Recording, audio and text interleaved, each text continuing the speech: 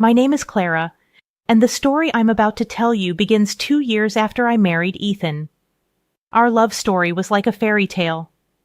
At the start, we met at a summer music festival. I remember dropping my drink, and when I looked up, there he was offering me his. His smile was genuine, his eyes sincere. It felt like one of those moments when you just know. "Need a hand?" he had asked, pointing at the spilled drink on the ground. I had laughed, feeling embarrassed. "Looks like I do." We talked for hours that night, from our favorite movies to our shared love of hiking. It felt like we'd known each other forever. By the end of the festival, Ethan and I were inseparable, and within a year, we were married.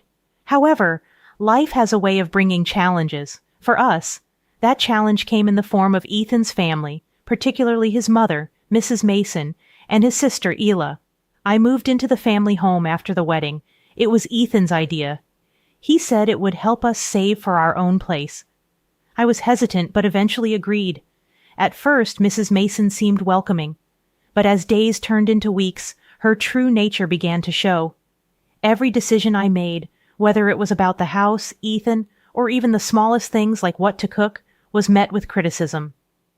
"Ethan doesn't like spicy food," she would remark when I tried making a new recipe. It felt odd because Ethan and I had shared spicy dishes on many of our dates. "Did you know that, Clara?" Ela would often chime in through Skype from Hawaii, her tone always condescending. "You should pay more attention to what my brother likes." Even when they were not together, Ila and Mrs. Mason seemed to be on the same team, always pointing out what they felt I was doing wrong. Ethan, on the other hand, was often caught in the middle. I expected him to stand up for me, but he rarely did. Most times he chose to stay quiet, which felt like a betrayal. One evening after dinner, I tried discussing it with him. "Ethan, do you notice how your mother and Ila treat me?" He looked uncomfortable, shifting in his seat. "They're just looking out for me, Clara. They want the best for me." I felt a lump in my throat. "And am I not the best?" He sighed, avoiding my eyes. "It's not that. They just need time to get used to you." But time wasn't helping. As days went by, I felt more like an outsider in my own home. I missed the days of the music festival, where the promise of love felt so strong. Here, amidst the walls of the Mason family house, our foundation was shaking, and I wasn't sure how long I could hold on. The only solace I found was in Ethan's grandfather, Joe. He was kind and always had a listening ear. Whenever things got tough, I would think of him and feel a bit better. But the real test of our relationship was just around the corner, and it came in the form of an invitation to Hawaii. Little did I know that this would be the tipping point, forcing me to take drastic measures. Upon finding the beautifully adorned envelope, a surge of excitement coursed through me. The idea of a brief respite in Hawaii seemed like a dream. I quickly opened it, and the words, "You're invited," gleamed in golden letters. It was an invitation to Grandpa Joe's 80th birthday. The prospect of spending time with Grandpa, who always showed me kindness, filled me with hope. Just as I was getting lost in the details of the invitation, Ethan entered. "What's that?" he asked, not even bothering to hide the hint of annoyance in his voice. "It's an invitation from your grandfather. He's celebrating his 80th birthday in Hawaii," I replied, trying to gauge his reaction. Ethan took a quick glance. "Oh, that," he said. "Ela mentioned it." His tone caught me off guard. "She did? Why didn't you tell me?" He shrugged, dismissing the matter. "Must have slipped my mind." The phone suddenly rang, its shrill tone piercing the room. Before I could answer, Ethan grabbed it. I could hear Ila's voice, sharp and demanding. Ethan listened, nodding occasionally, casting sidelong glances at me. My heart sank with every nod. When he finally hung up, he looked squarely at me. "Ila thinks it's best if you stayed behind," he stated with an air of finality. I was astounded. "But your grandfather invited me personally. Why wouldn't I come?" Ethan sighed dramatically, making it seem like he was bearing a huge burden. "Look, it's a family thing. Grandpa was just being polite. Plus, Ela said you should stay with Mom and keep her company." I felt my voice shake, trying to suppress my rising emotions. "Ethan, I'm your wife. Doesn't that mean anything to you? I thought you'd stand up for me." Ethan smirked. "Always playing the victim, aren't you? Why do you always make things so difficult?" I felt tears pricking my eyes, my voice barely above a whisper. "Because I thought I meant something to you." He laughed, a cold, dismissive laugh that cut deeper than any words could. "You think too much." It was clear to me then, my place in this family, or lack thereof, wasn't just Isla or Mrs. Mason's doing. Ethan was part of the problem. He was more than happy to let me bear the brunt of their disdain, to be their scapegoat, to keep the peace for himself. The invitation that had once promised a fresh start now felt like a cruel joke. I was alone in this, and if I was going to find my place or escape from this trap, it would be on my own terms. The days following the revelation about the trip were thick with tension. I busied myself with work and chores, trying my best to stay out of Ethan's and Mrs. Mason's way. The hurt was still fresh, and every encounter was a painful reminder of my place, or lack thereof, in the family. Ethan was unusually quiet around me. Every time our paths crossed, he'd avoid eye contact, his guilt evident. But it wasn't guilt that would change anything. He was just uneasy about the confrontation. One evening, while Ethan was out and Mrs. Mason was in her room, I decided to pack for them. Call it wife's duty, or maybe I was just trying to prove something to myself. Either way, I felt it was something I needed to do. I meticulously folded their clothes, making sure everything was in order. The Hawaii trip was supposed to be a joyful occasion, and even if I wasn't going, I wanted to make sure they had everything they needed. It was a silent way of showing that, despite everything, I was still trying to be a supportive wife. As I was zipping up Ethan's suitcase, I noticed that it was strikingly similar to mine. Same size, same color, same brand. A mischievous idea began to form. I could switch the suitcases. Ethan had all the important travel documents for him and Mrs. Mason. My suitcase had my personal items, nothing of great significance. It was out of character for me to even think of such a thing, but the recent events had stirred something within. I was tired of being overlooked, of being the one who always had to understand. Maybe, just maybe, they needed a wake-up call. And so, I acted on the impulse. I swapped the contents of the suitcases, leaving Ethan's travel documents in my suitcase. I placed the suitcase in my closet and left Ethan's, now filled with my belongings, ready for the trip. It was a simple act, but for the first time in a long while, I felt a sense of control. Whatever the outcome, it was a step, however small, towards reclaiming my worth.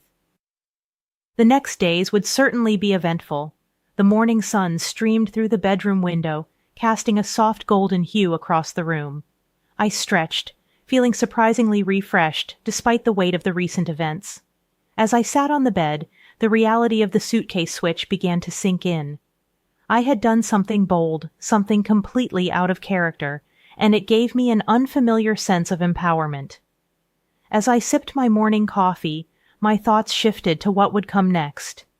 Ethan and Mrs. Mason were scheduled to leave in a few days, and I had effectively blocked their plans.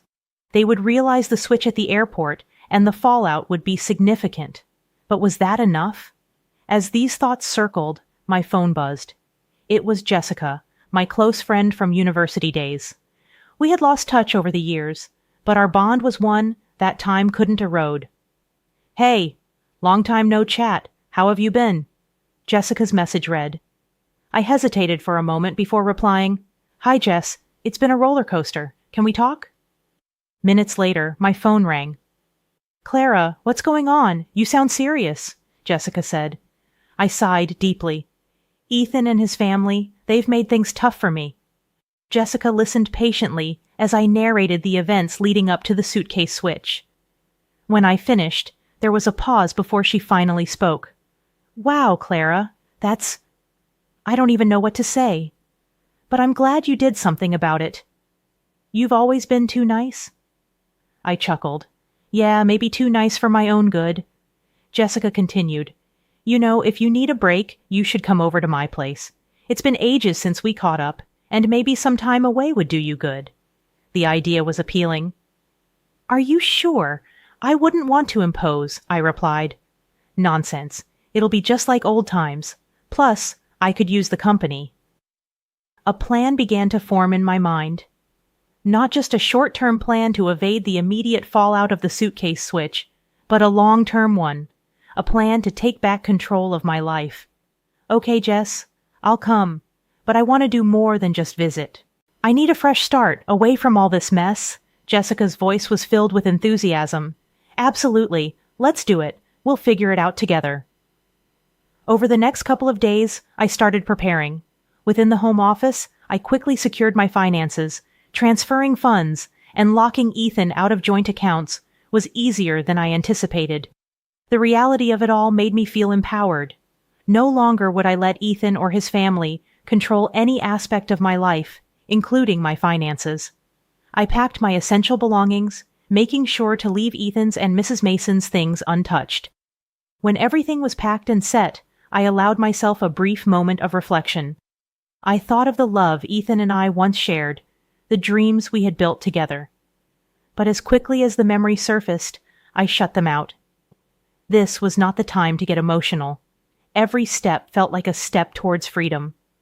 The day of Ethan and Mrs. Mason's scheduled departure arrived. As they left for the airport, I wished them a safe trip, holding back a smirk. Once their car was out of sight, I quickly grabbed my bags and called a cab. As I looked at our home from the back seat of the cab, I felt a mix of emotions. There was sadness, of course, but also relief and hope. Hope for a new beginning, a life where I was in control. Jessica was waiting for me when I arrived at her apartment. We hugged tightly, two old friends reconnecting in the midst of chaos. "It's going to be okay, Clara," she whispered. I nodded. "I know. It's a new chapter." As the evening sun set, casting a beautiful orange glow across the city, I felt ready to face whatever came next. Once at Jessica's, I took a few hours to relax and catch my breath. The warmth of her welcome was just what I needed, a stark contrast to the coldness I had escaped. As evening approached, I remembered my phone, which I had purposely turned off. Curiosity and a bit of defiance prompted me to switch it on. Instantly, notifications began to pour in. Missed calls, voice messages, texts. The sheer number was overwhelming, but rather than feeling anxious or fearful, a profound sense of satisfaction took over me. Each notification was evidence of the panic and confusion I had left in my wake. The number of them, each one a testament to their disarray, filled my heart with joy and vengeful pleasure. Jessica, spotting the triumphant glint in my eye, asked, "All good?" I showed her the barrage of missed calls, and we both shared a laugh. "Better than good," I replied. "To new beginnings and finding your own path," Jessica toasted, raising her glass. I clinked mine against hers. "To finally living for myself." Jessica and I were sprawled across her living room floor, with takeout boxes scattered around us, talking late into the night. We were sharing old stories, laughing at some of the mischief we got up to during our college days. It was comforting, and for a moment, I felt like my old self again. The moment was short-lived. My phone, which I'd left on the coffee table, began to ring. The screen showed Ethan's number. I hesitated for a moment, then picked it up. Jessica gave me a reassuring nod. "Hello," I said cautiously. "Where are you?" Ethan's voice boomed from the other side. His tone was a mix of anger and desperation. "I'm safe, Ethan," I replied calmly, deliberately avoiding answering his question. "What have you done?" he yelled. "Mom's crying, we missed the flight, and you just disappeared." "I did what I had to do for myself," I said firmly. "This isn't like you. You're acting crazy. Why are you doing this?" he exclaimed. I took a deep breath, reminding myself to remain calm. "This is the result of the choices you and your family made, Ethan. I've been feeling trapped, ignored, and mocked. When your sister told me not to come and you didn't stand up for me, that was the last straw." Ethan scoffed. "You're blowing this way out of proportion. It was just a family reunion." I could feel the anger bubbling up inside me. It's not just about the reunion, Ethan. It's about respect. You never took my side. You never protected our relationship from your family's judgments. You laughed at my feelings. That reunion was just a representation of how little you value our relationship. I could hear his mother's voice in the background shouting, "Ask her where our documents are. We need them." Ethan tried to keep his voice calm, though I could hear the strain. "Look, just come back home. We can sort this out." "It's not that simple anymore, Ethan. I need space to think, to decide what's best for me," I replied. Jessica motioned for the phone. Surprised, I handed it to her. "Ethan," she began, her voice firm, "listen carefully. She's safe, and she's with friends who care about her. You need to respect her decision and give her some space." He didn't reply for a moment. Then he said, "Fine, but we need our documents. They're in the house." "Exactly where you left them, but maybe next time you'll double-check things for yourself," I interjected. With that, I ended the call and turned off the phone, just to be sure no more interruptions would come through. Jessica sighed and wrapped an arm around my shoulders. "It's going to be okay. You're strong, and you're not alone." I smiled weakly. "Thanks, Jessica. I just wish it didn't have to be this way." She squeezed my shoulder. "Sometimes life pushes us in ways we never expected, but it leads to better things." I leaned against her, taking comfort from her words. The confrontation had drained me, but it had also reaffirmed my belief that I was making the right choice for the first time in years. I was prioritizing myself, and it felt liberating. I woke up the next day to the sound of birds chirping outside Jessica's window. The sunlight streamed in, filling the room with warmth. I stretched and then checked the time. It was still early, but I felt surprisingly refreshed. There was a feeling of determination building inside of me. I had taken the first step towards reclaiming my life, and now I needed to tie up some loose ends. One thing that had been on my mind was Ethan's grandfather. I didn't want him to think ill of me, or believe the twisted story that Ethan and his family might spin. I had always admired him, and I felt he deserved to hear my side of things. Picking up my phone, I dialed his number. After a couple of rings, he answered. "Hello?" His voice was gentle and warm. "Hi, Grandpa Joe, it's me," I began a bit nervously. "Ah, my dear, I was wondering when I'd hear from you," he replied, a hint of amusement in his voice. "Been quite a commotion over here. Ethan and his mother seem to have misplaced some documents."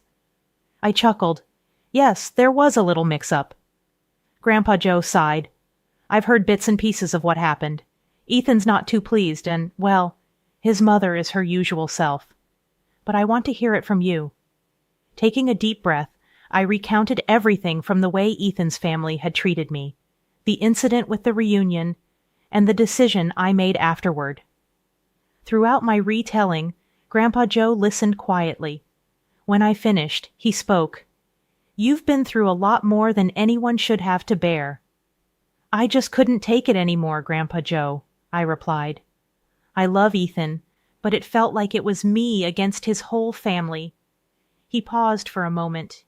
"You did what was right for you, and I respect that. It's a shame Ethan never truly saw what a gem he had in you." Hearing his words, I felt a rush of emotions. "Thank you, Grandpa Joe. I just wanted you to know. I didn't want you to think badly of me." He laughed softly. "Never. You've always been honest and kind.